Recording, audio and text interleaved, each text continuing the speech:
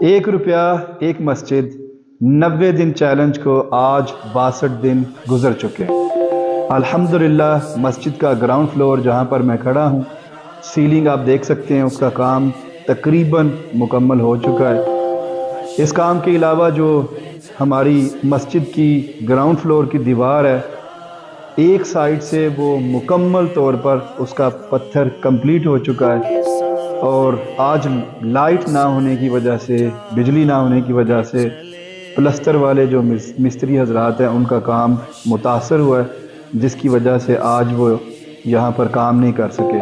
انشاءاللہ تعالی کل دوبارہ وہ آئیں گے اور پلستر کا کام کل دوبارہ سے شروع ہو جائے گا۔ اور اس کام کے علاوہ جو گنبد ہے، تقریباً اس کی جتنی بھی چنائی ہونی تھی وہ انشاءاللہ تعالی کل مکمل ہو جائے گی، اور بڑی امید ہے کہ کل گنبد کی شٹرنگ بھی انشاءاللہ تعالی ہو جائے گی، اور ہم کوشش کریں گے کہ گنبد کی تیاری جلد از جلد ممکن ہو سکے۔ اور انشاءاللہ بڑی امید ہے کہ کل جو ہماری محراب والی سائیڈ ہے اس کا پلستر بھی مکمل ہو جائے گا۔